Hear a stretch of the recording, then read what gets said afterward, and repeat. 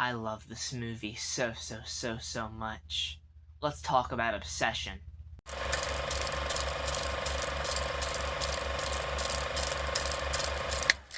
Hey guys, AGOIT Abbott here, and welcome to my review for Curry Barker's new film, Obsession. I have been anticipating this one for a long time. Cody Leach, very great YouTuber that reviews movies as well. He said that he saw it last year at a festival and absolutely loved it. It was his top pick for horror movies of this year, and I gotta tell you, the hype is real. The hype is real. Believe the hype when it comes to Obsession. This stars Michael Johnston, Indy Navarrete, Cooper Tomlinson, and it's directed by Curry Barker, who did Milk and Cereal, an excellent horror short film that he only did with $800. And the film follows Bear, who makes a wish that Nikki Freeman, this girl that he loves more than anything, would love him more than anything. That's the wish that he makes. It's like, I wish Nikki Freeman loved me more than anyone in the entire world. And he breaks the One Wish Willow, and that's exactly what happens. But it leads to disastrous results. Guys, if you haven't seen Obsession, this review will contain spoilers, and you do not want to spoil yourself for this movie. This is a top-tier horror film as of right now. In this current year, I have not loved a horror movie more than this one. Please go check it out. Don't ruin it for yourself. Let's get into this here. So, for starters, Michael Johnston is really great in this movie. He plays it well. The chemistry between him and Indy Navarrete, who plays Nikki, is excellent, whether you're talking about the romantic scenes or the scary scenes, because, dude, he goes through some shit in this movie. He was totally, like, representing what the audience was going through the entire time, because there's multiple moments where I was, like, backing up in my seat. I was like, what the fuck? What the fuck?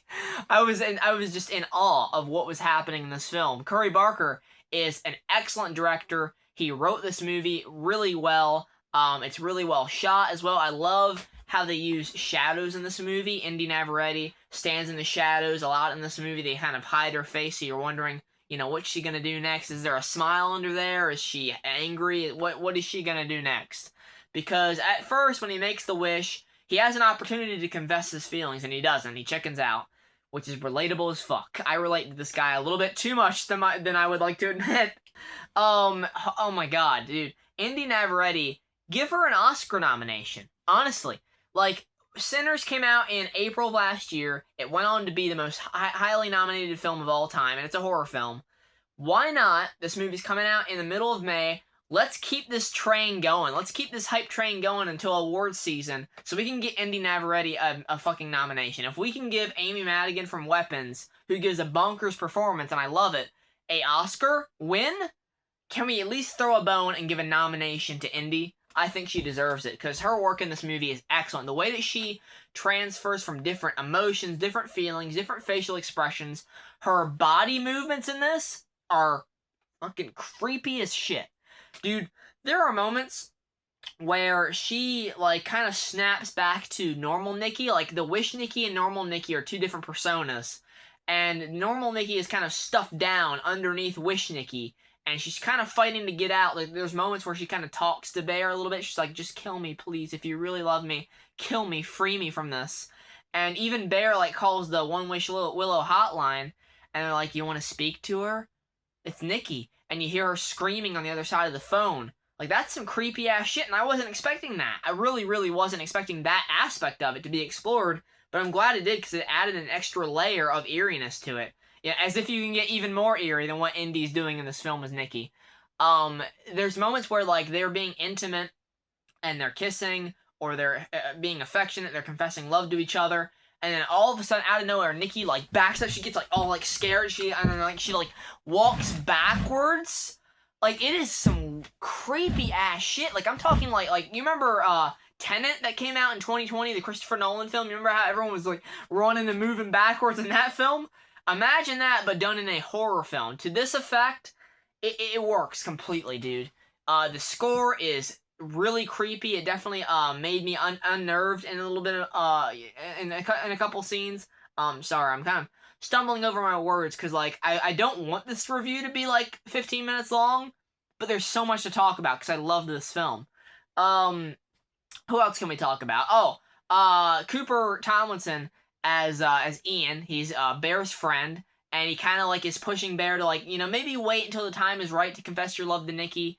And we find out later on in the film that his friend had been fucking with Nikki like off and on for like a year or so. So pretty shitty friend. Add him to the shitty best friend list in the horror movie tropes.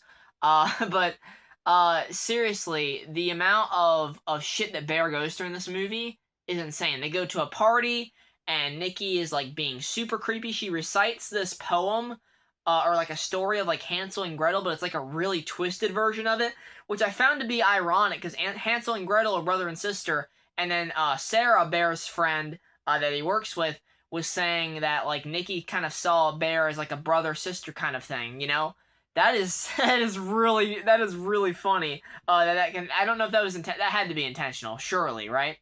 But after she does that really creepy ass poem, they're like playing games. They have like these blocks that have like words on it to dare you to do something. And Bear gets one. He's sitting next to Sarah, and it says, "Kiss the person to your left." And Sarah's to his left. And then you just get a shot of Nikki like she is not happy about that. So she goes over, and then she just takes Sarah and scoots her chair back, sits down, kisses Bear, but then Nikki starts like getting like, this is where like the real Nikki persona starts like butting in, and she's like, no, this is not me, and she smashes a bottle and just starts cutting her face all up. So Bear like gets her home and everything, and then they're like resting, and he gets a text, and Sarah is telling him that he needs to come out there and see her.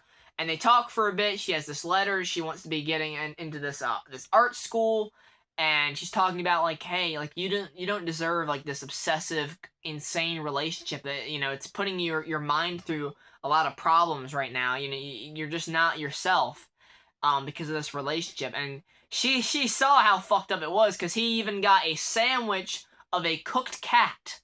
She cooked the cat. His grandma's cat that was left behind in her house. Sandy dies at the beginning of the movie, and then because it took a bunch of pills, and then he sees the cat later on. She's like put it out there on the floor with like candles around it, like some fucking ritual. I don't know what she was trying to do there. And then she gets to go on a date with him, and he's like, I would like to be a food critic. She cooked the cat. She cooked Sandy. I was like, no. But Sarah is like, you deserve someone a bit more chill, and Bear's like you. And I really cared about these characters. I really did. Even though they aren't given the most depth to them, like I just really latched on to them. I did. I guess because of the shit they're going through, I was like kind of forced to. I was like, I want to see them get out of this, I guess. And just before they're like confessing some feelings to each other, Nikki bursts in there with a brick, bashes Sarah's head in, kills her. Insane kill, gory as fuck, walks over to Bear and like just starts cuddling with him. It's just, you wished for this. This is all your fault. You have to help me hide the body. And then later on in the film, he's like trying to convince other people to like use the One Wish Willow to undo his wish. And his friend uses it to wish for $1 million. He doesn't think it's gonna work. He's like, I wish for $1 million. And like, that's so believable that someone would just joke about that and be like, oh yeah, it totally works. I wish for $1 million. And then it works. It literally starts raining money. Like, oh my god, you asshole. But it's believable that someone would do that. I really do believe that. And then the shop owner guy is like, I already made my wish. I don't get another one. And then he's like, what's wrong? And he's like, she's obsessed with me. He's like, oh, that's not so bad.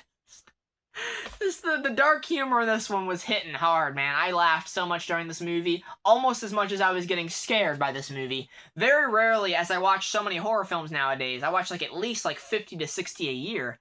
Very rarely do they get this strong of a visceral reaction out of me. This movie pulled a lot of those visceral reactions out of me. So, the ending sticks with me as well, as Indy dials up the crazy full blast and gets a gun out, kills Ian, and then just starts like pointing the gun at Bear and then herself. She's like, I'm gonna blow my brains out of you. I'll say you love me. And he screams, I love you. And then he gets in the bathroom, locks it down, takes a gun out, and he's like, I'm gonna free Nikki of this, because the rule is that the wish is broken when the person dies. So He's like, I'm gonna free Nikki of this, but he puts the gun down. Instead, he takes the pills that his cat took and starts to overdose on them. He takes a bunch of them.